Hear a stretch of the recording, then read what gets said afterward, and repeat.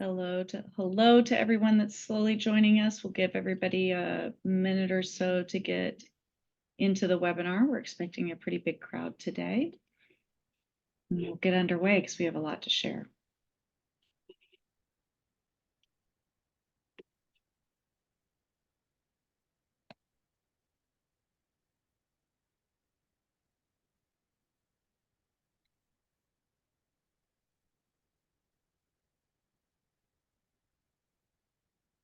Mhm.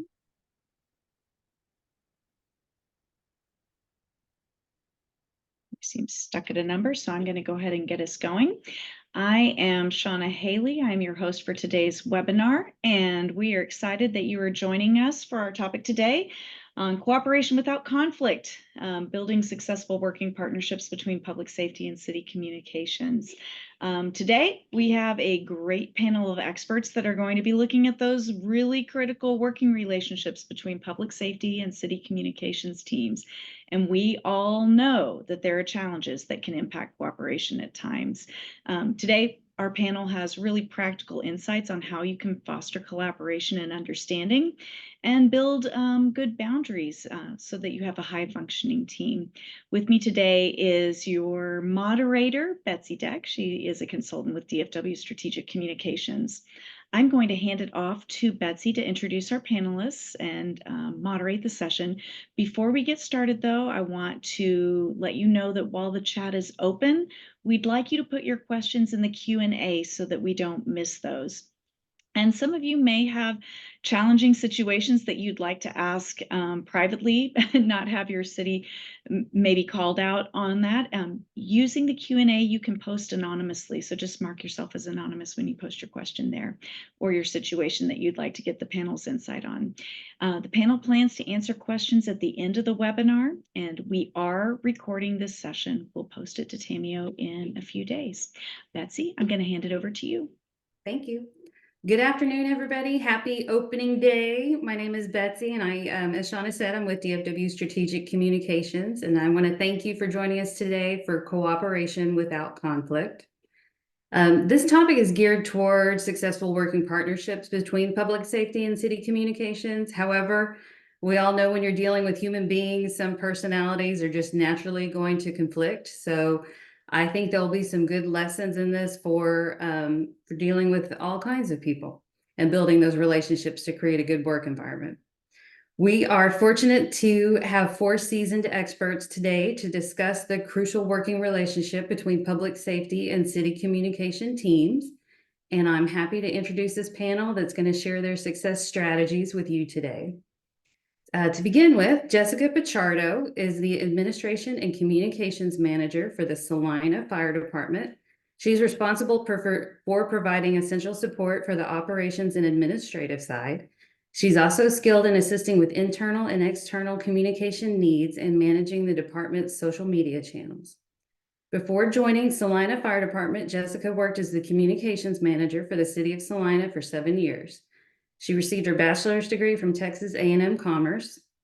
Was born and raised in Salina, Jessica is passionate about building a strong sense of community and keeping residents connected to first responders. She's a proud mom, coffee addict, and food lover. Carissa Katakaru is an award-winning media relations coordinator, currently serving as the Communications and Public Engagement Administrator for the City of Roanoke, Texas.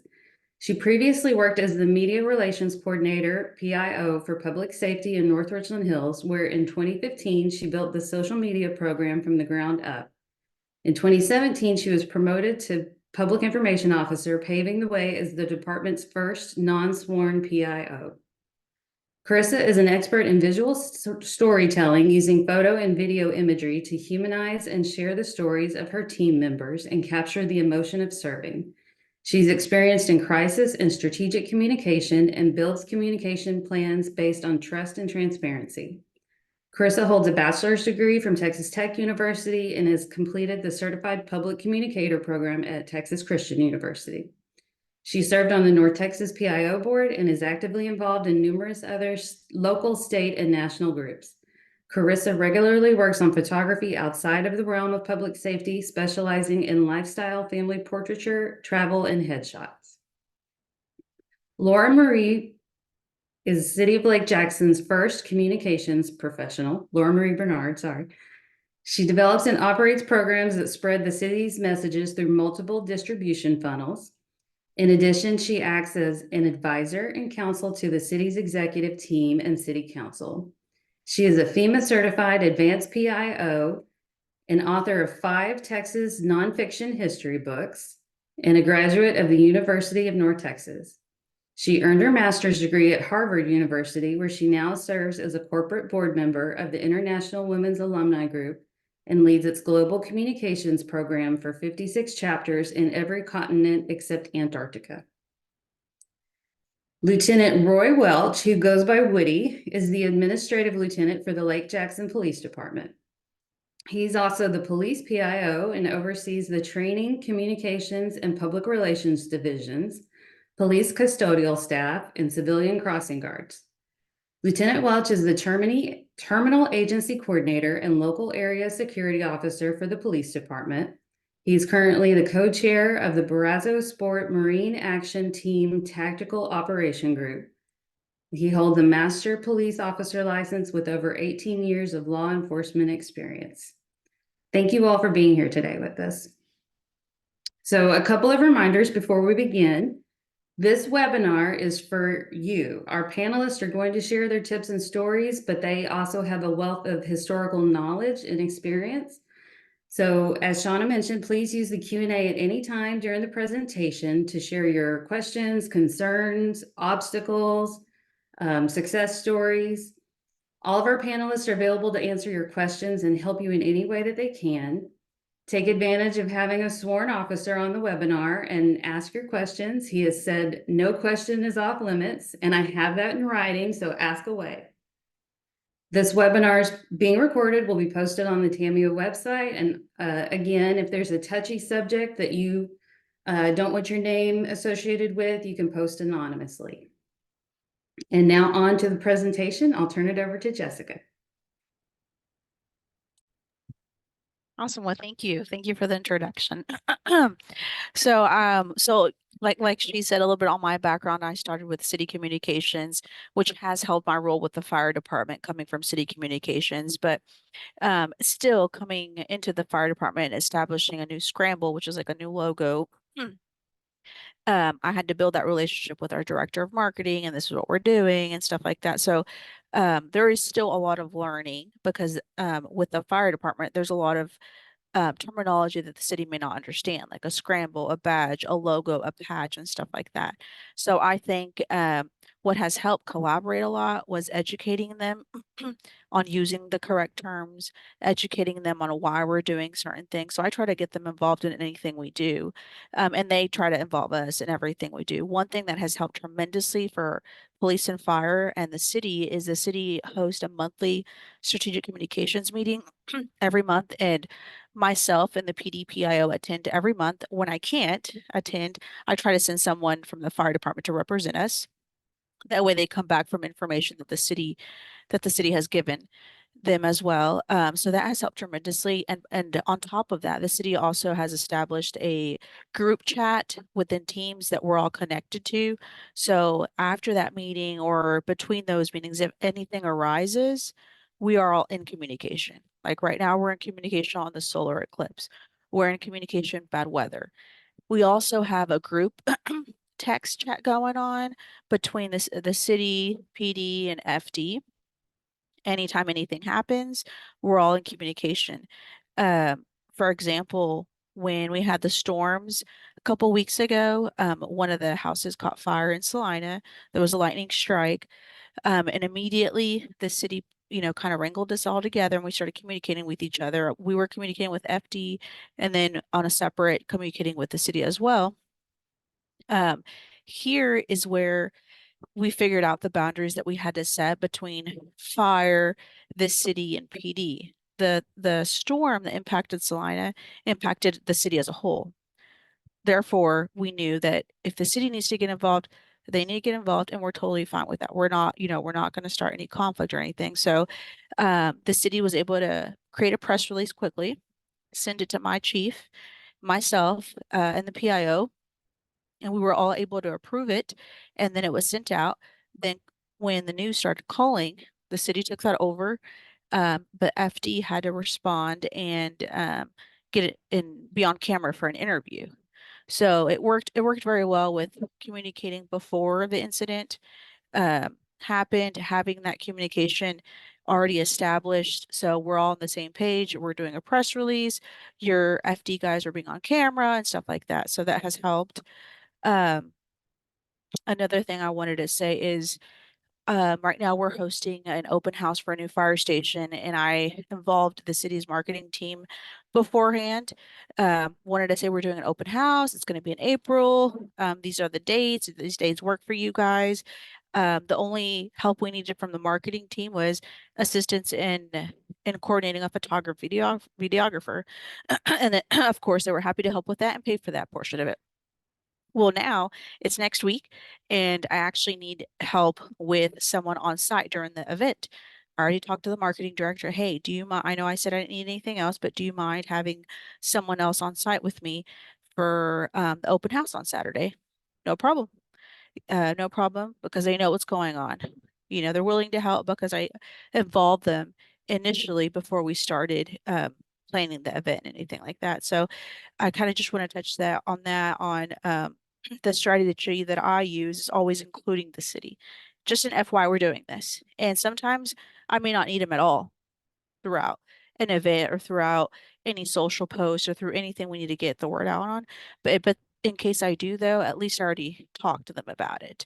And they're not like, well, this is the first we've heard of it. We don't really know and stuff like that. So that's kind of what I wanted to touch on. Do you guys have any questions on any of that?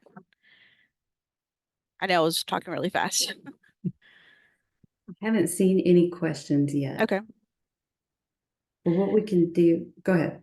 Another thing I wanted to talk about was the videos that the fire department creates and some of the videos that the city creates. Um, we kind of like to collaborate on videos, and we like to inform each other on, I'm doing this video about new firefighter, or the city's doing this video on our new fire station or a fire truck. And the city's really good at once the video is completed, sending it to my chief and myself, reviewing it and approving it before it goes out. And there's no hurt feelings if we say, don't release this video yet. Hold on to it. We have edits.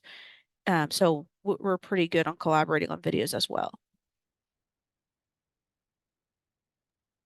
Very good. And you had mentioned something earlier about that we are communicators and we have to communicate everything. And I thought that was pretty insightful. Yeah, yeah. And so a lot of times we'll have people that just don't understand or want things done a certain way. I mean, for example, this open house, I remember when I initially set the date, I wanted to set the time at 10 to 2.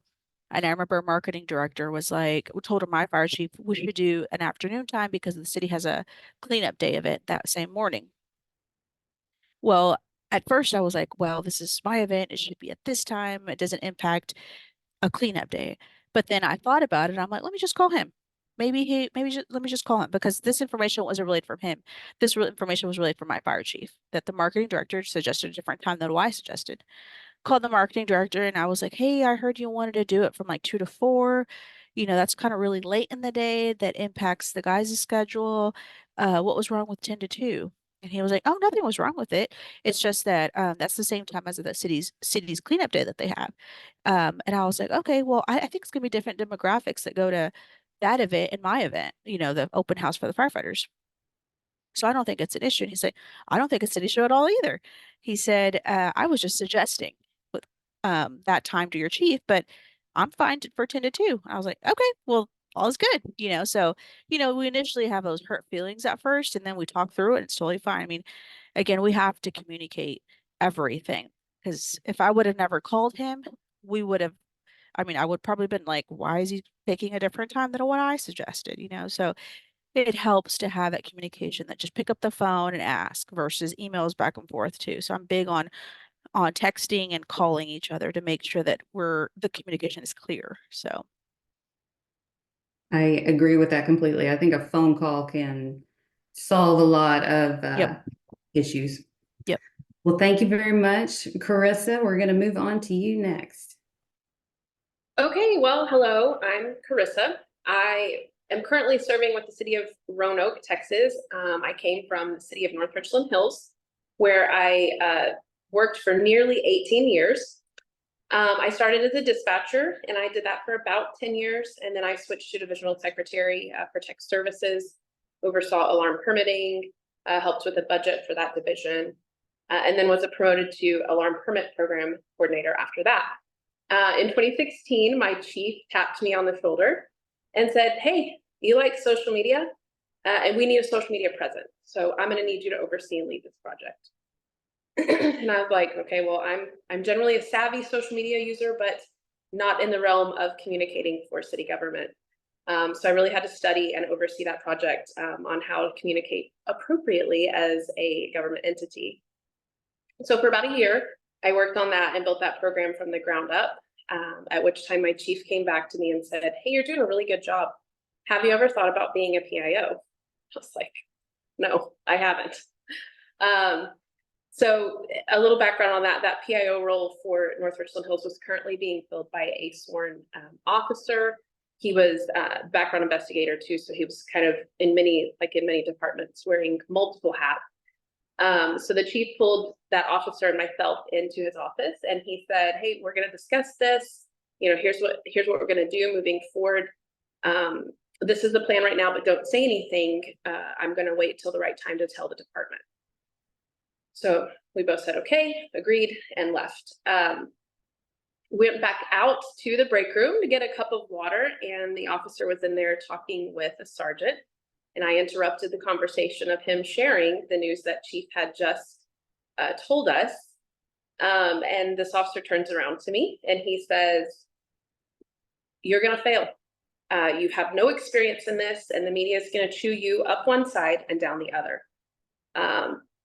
And I kindly thanked him for his words, and then got my cup of water and went on about my day, telling no one of that incident. I simply just used that as fuel to kind of like ignite my energy to prove him wrong, really.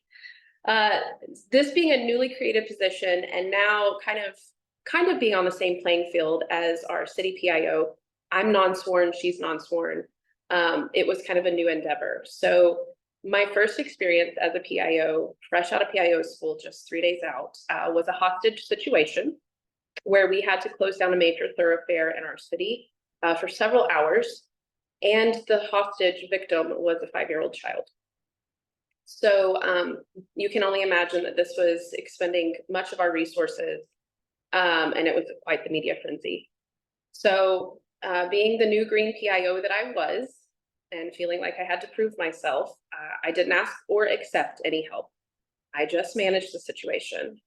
All the news, the social media, the phone calls, the emails, I just managed it all. Did I do a good job? Probably not. Probably not the best job. And looking back on that moment, it was an absolute terrible mistake. I should have taken the offer for help, and I should have set aside my pride to receive the help. Even because the city PIO was one that did offer help, and I was too prideful in that moment to accept the help. So I could have assigned path, though she doesn't completely understand the complexities that come along with law enforcement or public safety related communication. She could have helped me in a myriad of other ways, and I should have utilized her help, because I could have accepted the help while still simultaneously managing the message, the overall message. So fast forward a few more months, and I very quickly had to learn to stay in my own lane. We had a new business that was rumored to move to town. There had been no formal announcements from the city or the business. I'll tell you what it is in just a moment, and you'll understand why it was so important. And I found, while I'm doing my daily news sweep, I found a news article, and I was like, awesome. Like, I knew I'd heard about this. Like, it must be public knowledge. There's a news article on it. I'm going to share it. I did not consult with anyone before sharing it. I didn't call the city PIO. I didn't email her. I didn't run it by my chief, nothing. I just shared it. You can imagine it was Babes, for those who are from the DFW area. It was Babes when Babes was moving to North Hills. And that post went, I'll call it semi-viral. I did not think before I posted that about breaking somebody else's news. And that was a turning point in the way I ran my strategy on breaking somebody else's news. It wasn't my lane. I had no business sharing it. And there had been no formal announcement made from the city. So that was a huge turning point for me in staying in my lane and not breaking somebody else's news. So after that moment, that very pivotal moment for me, I developed strategy for communicating on behalf of the public safety team and making sure that I kept my content specific to public safety. That mistake led to a rocky start with the city PIO. We had different viewpoints and different communication styles. And so it took us a while to kind of get past that and work towards a stronger working relationship. We didn't really collaborate or work alongside each other. And that's tough when you're both an office of one. I believe the city PIO had part-time help, but still you're an office of one at the end of the day, and that's very challenging. So you need to be able to work well together so you can be each other's resource, because really that's ultimately what it's about, especially for one-stop shops. COVID forced us to start working together. We had no choice but to start working together. And it was what was best for the community. So we had daily long hour meetings where we both had a seat at the table, and we worked on developing strategy and graphics together to kind of get us through that moment. And it forced us to kind of take our two communication styles and marry them together for what was best for the communication needs. And I truly believe in that moment that we actually learned from each other, because we were able to fill in any communication gaps that the other one may have missed. We were lucky enough to have it happen again in Snowmageddon, aka Winter Storm Uri in 2021, where we continued to build and get past any differences that we had. I learned and accepted that she was the subject matter expert in city government communication, and she gave me the ability to be the subject matter expert in public safety communication. So she would share her message draft with me, and I would share mine with her, and we would basically draft each other's releases, and then we would take them and we would marry them together, because it was really important for us during Winter Storm Uri to share one singular message. We didn't want our community members hopping around and getting public safety stuff on these pages and city government stuff, water related things on these pages. We wanted whatever page they hit in North Richland Hills to have all of the information. It didn't matter where they hit. So we took those messages, married them together, and shared them equally across all platforms. And that worked really, really well. We made sure that we stayed in our lanes in those moments, and we got really, really good at it.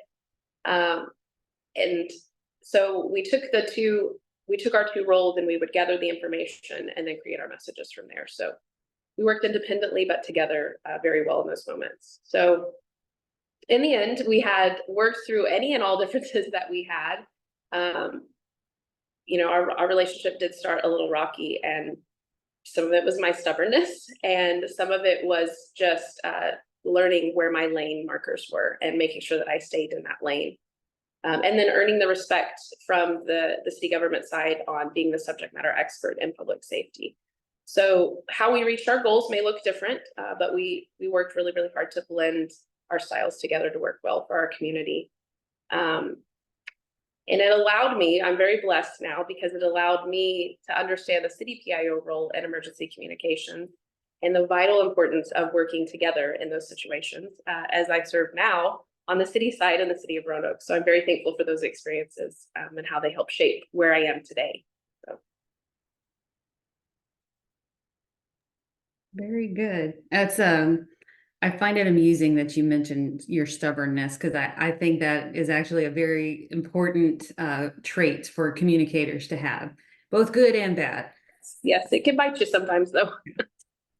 But you got to have that persistence. Thank you very much. All right, Laura Marie, I believe you are next. As the city PIO for the city of Lake Jackson, I would like to defer to Lieutenant Roy Welch, who you should just call Woody. Go ahead, Woody.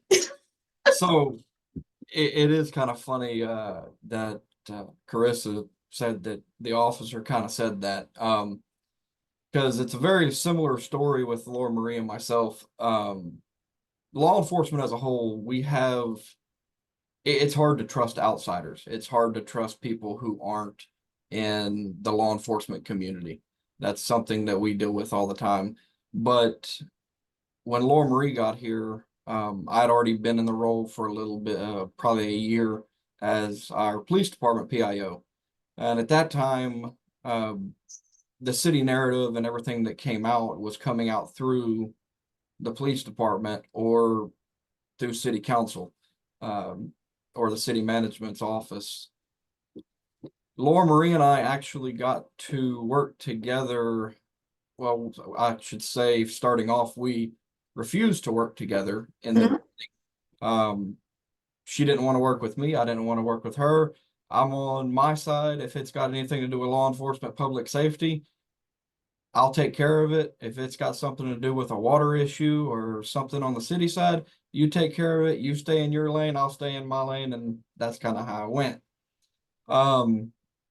Then we had a unfortunate incident, and that we had an officer involved shooting. And when the Texas Rangers came in, and took over our case for the officer involved shooting, there's certain things that as a police department PIO, yes, people can file open records requests and all of these things, but in law enforcement, there are protections that you have that you don't have to release everything immediately in the investigation. With that being said, the reason why is because you don't want to affect and tamper with your jury pool or your potential jury pool, your integrity of your case, or the internal affairs investigation that we were doing at the same time. And with having the Rangers involved, I could not release certain things because then I would be in violation of what the Rangers, the Texas Rangers, had us doing. So little did I know that Laura Marie was having conversations without my knowledge about the same incident that was going on. Because I wanted to get our narrative out there of what happened. But unfortunately, it was a struggle in the beginning because the Rangers did not want us releasing anything. So with critical incidents and things like that, I actually went over to Laura Marie's office and sat down with her and our city attorney. And it was more of a, hey, do you want to come in and sit down? I don't think she actually thought that I would. I did. But then I did, and that's when we first started working together. And there was a lot of things that she could get out being non-sworn that I could not release. Which in the end, there was rumors flying about the person not being armed, the person being armed, all of these different things. In the end, the Rangers did allow me to release a still from one of the body cams that showed the person was armed, which kind of took down a lot of the questions that were there. But that transparency was very hard to make when you have an outside agency investigating on Your a department. enforcement side and investigating your department. So that's when I kind of learned that instead of going against and I'm not working with her, it's actually probably a whole lot easier to swallow your pride a little bit and ask, hey, so what do you think about this and how can we get this information out to our citizens without me going to jail? Is pretty much the backstory behind it. Yes. Because she's allowed to say things that I'm not. And that's kind of where our relationship started and took off from. Since then, we have worked on countless projects together.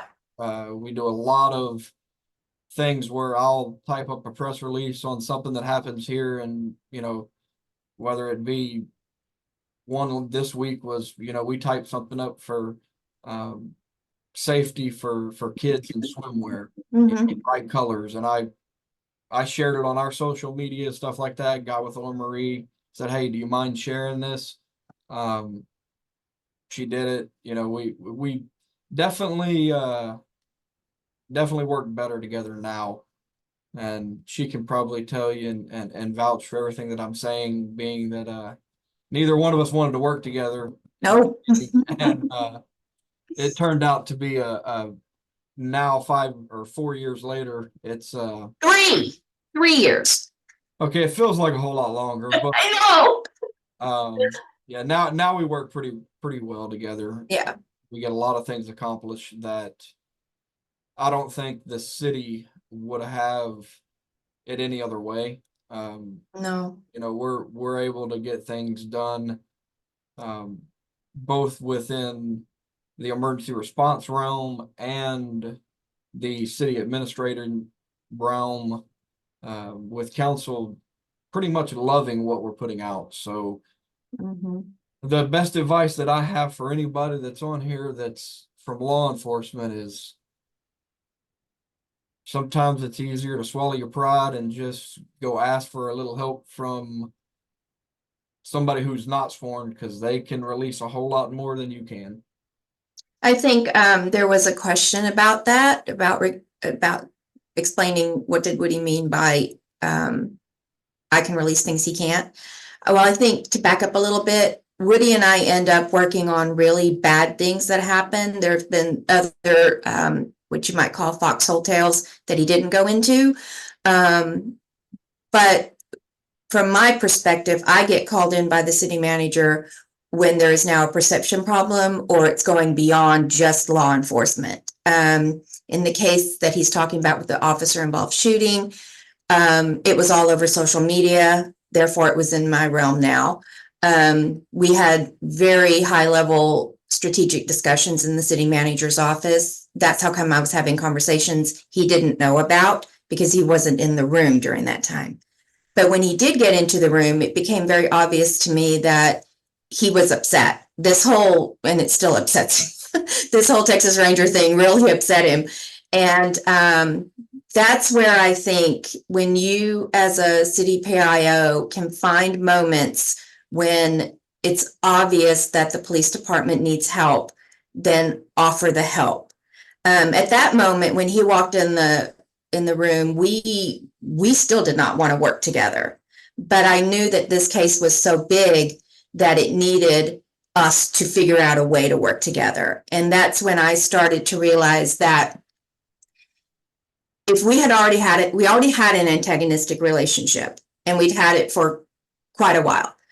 So instead of saying to him, okay, so I'm going to take this because the city manager told me to, and I'm just going to go ahead and write the press release. I think a very important thing that a city PIO can do is to literally ask.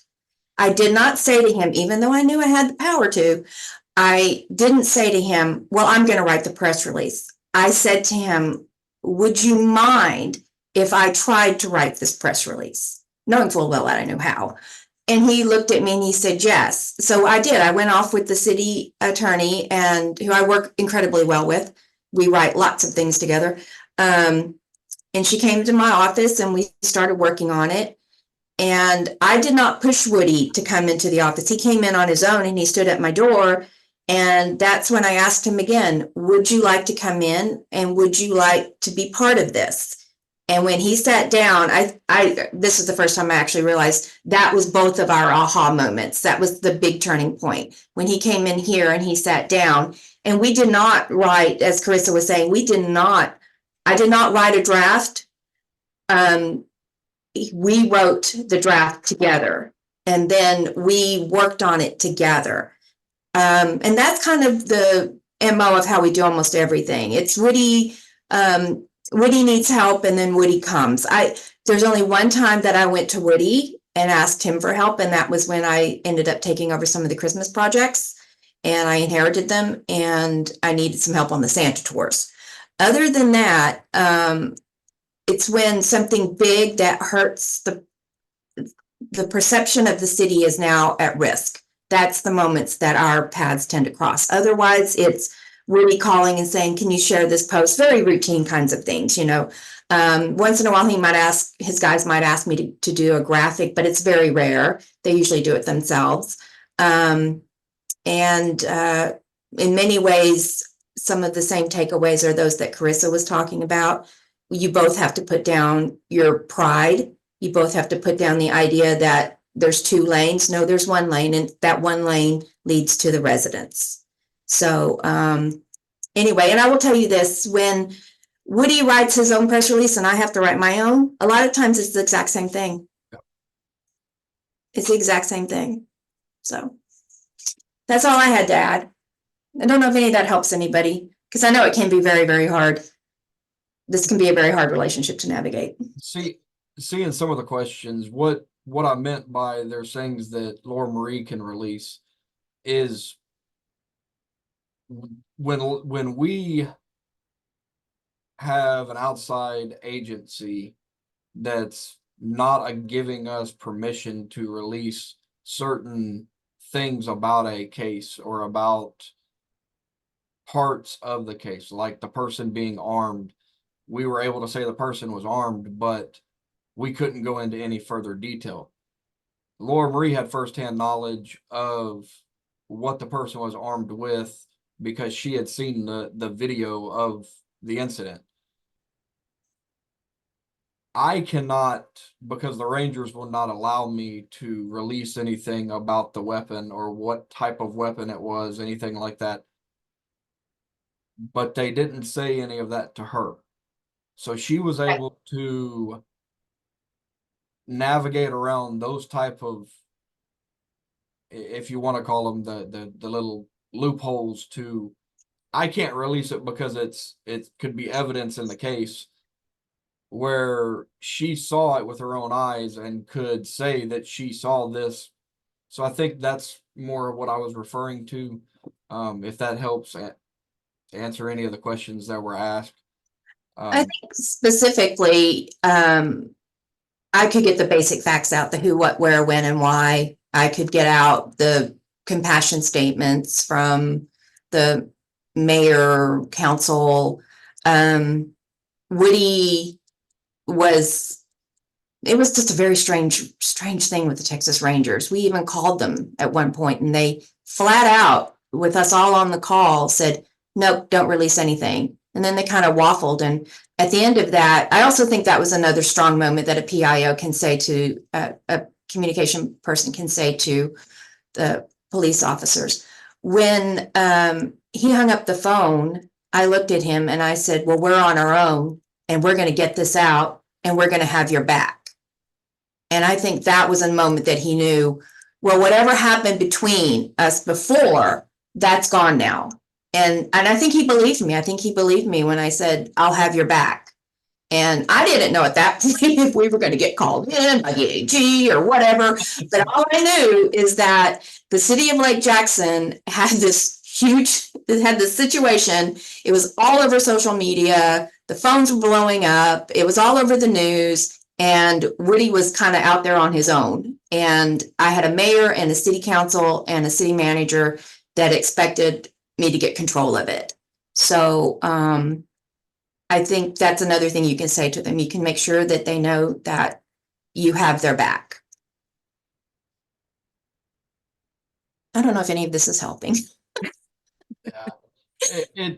It definitely, the other projects that she was talking about, when we went into further projects, I can say that Laura Marie bringing in fire, police, EMS, everybody to those talks and actually going with the decisions that were made by the first responders that are out on the ground helps a lot. It helps develop that trust back to trust being the key, in all this. And that was one of the main things with everything that we've worked on, is once that trust was established, then the relationship and the ability to work together came a whole lot easier.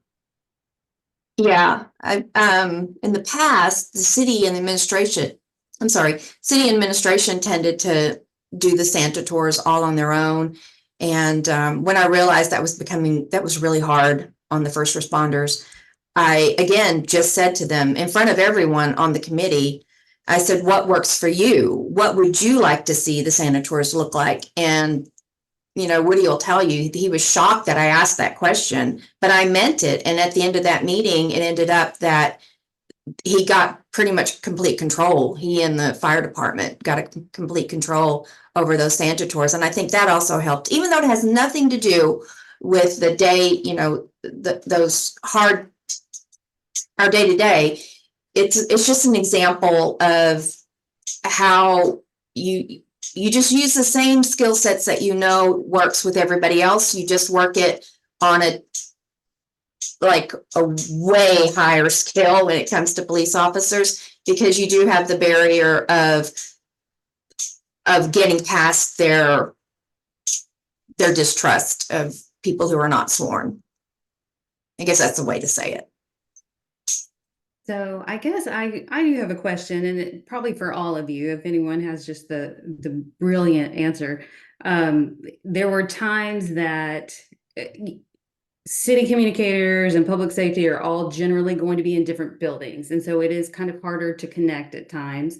If I had a document to deliver or something like that, rather than putting it in interoffice mail, I would sometimes go to that person, like get in the car, drive, go to that person's office, and, you know, in essence, kind of, not really, but put my feet up on the desk and, you know, so how's it going? What's going on? You know, and just force my way into kind of a relationship or talking with someone. What do you think is the best way to convince someone to kind of swallow their pride and be open-minded to, you know, building some sort of a relationship? I mean, is it taking them to lunch? What is, you guys have I any? think it's like you said, just like going and meeting them where they are. I think that was the best thing that happened with the city PIO and myself when I served in public safety, was just meeting them where they are. And then we would have quarterly meetings with all of communication staff. And so that was really helpful to kind of go ahead and develop those relationships before like a crisis or a major incident. I think that's very important to already have those relationships established. Coffee works well too. Coffee's good. Trying to find some sort of a fun bonding activity. Yeah, I think like she said is just meeting where they're at. I like to attend some of the police pinning ceremonies just to meet some of the officers, just hey, welcome. And then some of the older officers are there and just talking to them there. You know, I like to visit the fire stations to, you know, build that relationship with our guys. And even the city, if they don't come visit me, I'll go visit them. But our city communications is really good at trying to keep us together with those monthly strategic communication meetings that they have where we all come together. So always staying in touch. It's like if you haven't heard from city communications or PD, or if you haven't heard from them in a week, that means someone needs to go somewhere. Someone needs to talk. Someone needs to go visit. So That intention. Um, For Just public- for, go ahead. Woody and I have never been to lunch together. No, I can say that it's for us with just being the two of us. It's I don't think other than being in the EOC together or me going over to City Hall has pretty much been the extent, other than, you know, us just talking on the phone or you know, we had an incident this week and I think it was still 10:30 at night and we're texting and talking on the phone and back and forth with each other. So Yeah. I get what you're saying, Betsy, because I used to be like that. I'm not that way anymore. The kind of girl that just pops in and says, "Hey, what's going on?" I'm not like that anymore, for different reasons. But I think that being authentic is very, very much a way to work with police officers, to be who you really are. If you're not a super bouncy, happy-go-lucky kind of person, if you're more serious and thoughtful, don't try to be the girl that pops in and throws her hands back, hey, what's going on? Don't pretend to be that person. Just be authentic. I think that officers see so many different types of people in so many different ways. They can read if you're not being genuine. So that would be my answer. But yeah, I do believe that when I do go over to the police department. I think, well, we're also not far away from each other. We're physically very close. He's like literally not even a minute walk probably to me. But I think that if you can go over there and see things and learn where they work and how they work, it does better. If you're the kind of person that really likes to get in and go for rides, or maybe go to the Citizens Police Academy or something like that. I have heard of city communicators doing the Citizen Police Academy if they have one. I have heard of that. I have not done it myself, but I really wish you would. I don't want to do it, Woody. Just don't want to. We've got a Yeah. good question here. So from the public safety side, can you share what things make you feel like city communications staff are helping you and not encroaching?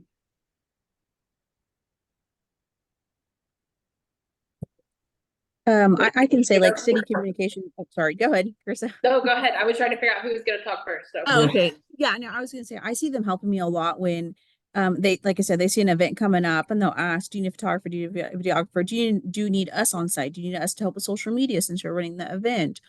Or the bad weather situation, city communications they text us, let us know what you need.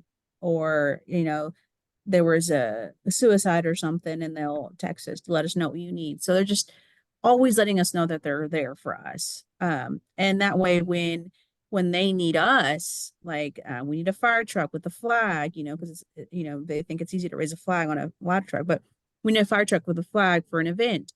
We're more than happy to do it, because they've always let us know that they're there for us if we need them for anything. So I think to piggyback kind of what Jessica's saying is just making sure, like, it's a I scratch your back, you scratch mine kind of thing, and offering that help, like just exactly like Jessica said, and not being afraid to offer that help. Like, you may not know or understand from a public safety perspective the message that they're trying to craft, but just offering something like, can I monitor social for you? Can I help respond to some of these emails? Give me your canned message and I will reply to, the 30 reporters that have emailed in. Just being readily available to jump on board and help them. And having that relationship and having built that rapport before that incident happens, and you've already got that trust with the law enforcement, the fire professional, that goes a long way. So. Yeah, and that was going to be my key point, is establishing the trust beforehand. Which is sometimes easier said than done. But yeah, I think it's key just not to try to not wait for a critical incident to come along for you to be forced to work together side by side, but to try and just proactively think of ways to work on working together and building some of those relationships. So I think those are all really good tips. All right. Well, I don't see any more questions. I think it may be close to time to wrap it up. I want to thank all our panelists again for their time and wisdom today. We appreciate hearing from you. I think your insight was very helpful. I also want to express my gratitude for Shauna for leading the Tamio Development and Education Tribe. She does an amazing job of keeping this train on the tracks, and we really appreciate you. And with that, I will turn it over to you.